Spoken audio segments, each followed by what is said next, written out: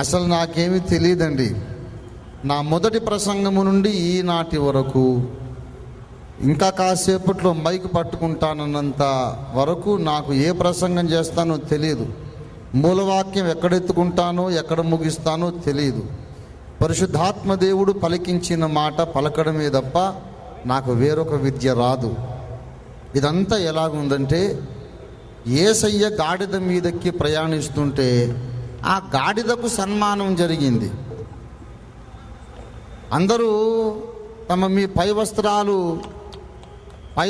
తీసి గాడిద కింద పరిచారు, దాని మీద నడవమ్మా అని. మామూలుగా గాడిద నడిస్తే ఎవరైనా దాని కాళ్ళ కింద బట్టలు పరుస్తారా? ఎంతో విలువైన వస్త్రాలు, పై వస్త్రాలు తీసి దాని కాళ్ళ కింద పరిచారు. ఆ తర్వాత మట్టలాదివారం అయ్యాక సోమవారం మళ్ళీ ఆ గాడిద వీధుల్లోకి వచ్చి ఉంటుంది. దాన్ని ఎవడూ కేర్ చేయడం లేదు పాపం.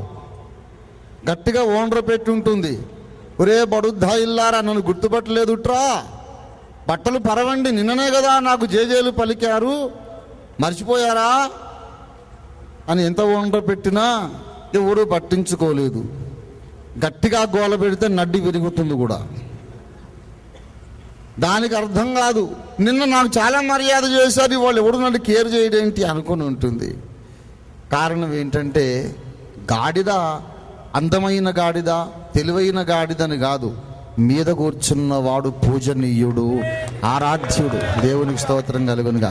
పిల్లారా, నా మీద యేసయ్య కూర్చున్నాడు, దేవుని వాక్యం కూర్చుంది, సత్య స్వరూపి అయిన పరిశుద్ధాత్ముడు ఉన్నాడు గనక ఆయనకి ఇదంతా సన్మానమని ఈ మహిమను ఆయనకే చెల్లిస్తూ నా సహదాసులకు నా కృతజ్ఞతాభివందనాలు చెల్లిస్తున్నాను.